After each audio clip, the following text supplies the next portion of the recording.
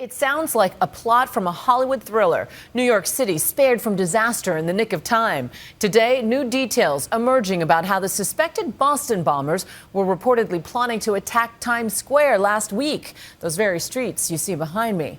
As millions of New Yorkers shudder at the thought of what could have been, ABC's chief investigative correspondent Brian Ross uncovers the alleged deadly plan gone awry mere hours before detonation.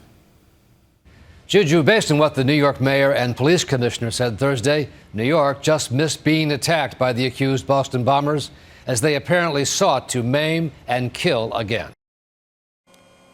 The fact is, New York City remains a prime target for those who hate America and want to kill Americans. And no target seems more attractive than Times Square. Mayor Michael Bloomberg says the surviving brother told the FBI he and his older brother made the decision to head here 1 week ago tonight and carry off a second attack at this crowded crossroad. The Boston Marathon bombers had planned to travel to Manhattan to detonate their remaining bombs in Times Square. The official said it was a spur-of-the-moment decision by the two brothers, whose faces just a few hours earlier had been broadcast across the nation at an FBI news conference. They discussed this while driving around in the Mercedes SUV that they had hijacked after they shot and killed an MIT police officer in Cambridge. But New York was spared, officials say, when the two accused bombers had to stop for gas in the hijacked car. And the younger brother, 19-year-old Dzhokhar Tsarnaev, went inside for some snacks. It was the turning point. The driver used the opportunity to escape and call the police. That eventually led to the shootout in Watertown. There's definitely hand grenades, and automatic gunfire. That shootout, captured in these still photos, involved a violent gunfight.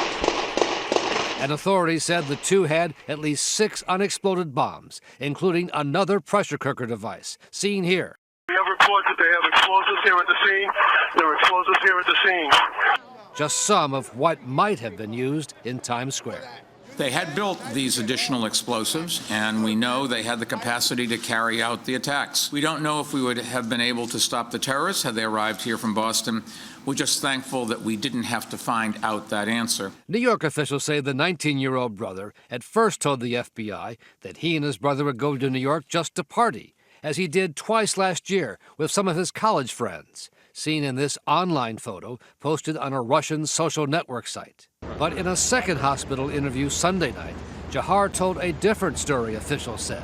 More awake and speaking in his own voice to the agent. He was more lucid, we're told, in the second interview, and was more expansive, giving more detail. The younger Tsarnaev was reportedly questioned for about 16 hours before FBI agents were told they had to stop and read him his legal rights, according to Republican Congressman Peter King of New York. Well, there's a tremendous amount of information we don't know, and I can only believe we would have gotten at least some of that information if the interrogation could have gone on. My understanding was the interrogation was going to last about 48 hours. It was ended by the judge after 16 hours. Times Square has been targeted before. In 2010, another self-radicalized jihadist drove a car packed with explosives into Times Square on a Saturday night with thousands in the street. His bombs, including one of those pressure cooker devices, all failed to detonate. It's just after 7 in Times Square and the place is jammed. This is prime time. Office workers heading home, people going out for dinner or trying to rush to catch a Broadway show. I'm joined here by former New York City Police Detective Nick Casal, who's worked terrorism cases for years. Mr. Casal, if the bombs had been planted here of the kind that were used in the marathon, what would be the effect? Probably more devastating than it was in Boston. Just look around the amount of the crowd here. And also there's a difference here. Everybody there was focused in one direction. Here people are just moving about. You'd probably have at least 1 score or 2 scores of casualties and twice that number wounded. New York does have an extensive surveillance camera operation in place here in Times Square. The mayor said the case involving the bombers justified the use of such surveillance. We've made major investments in camera technology, notwithstanding the objections of some special interests. And the attacks in Boston, I think, demonstrate just how valuable those cameras can be. But former Detective Casal says in a place like Times Square, with so much going on, so many distractions, a bag with a bomb in it might well go undetected. In this crowd right now, mostly all tourists, milling around, looking up, not knowing where they are. It's an ideal setting. Nobody would pick it up. And remember, they went off shortly thereafter. The mayor said today, we don't know whether we could have stopped them if they got this far. He counted on the surveillance cameras that are all over here. What do you think? Well, again, surveillance cameras are great, but they're an investigative tool. They tell us what happened before, during, and after, and who did it. But they are not a deterrent. That's what happened in Boston. The surveillance cameras were used later to identify the two suspected bombers, but they did not stop them. The FBI says the younger of the alleged bombers, Dzhokhar, with his white cap worn backwards, put his bag down at the feet of a group that included children. And then 10 seconds later, it was detonated.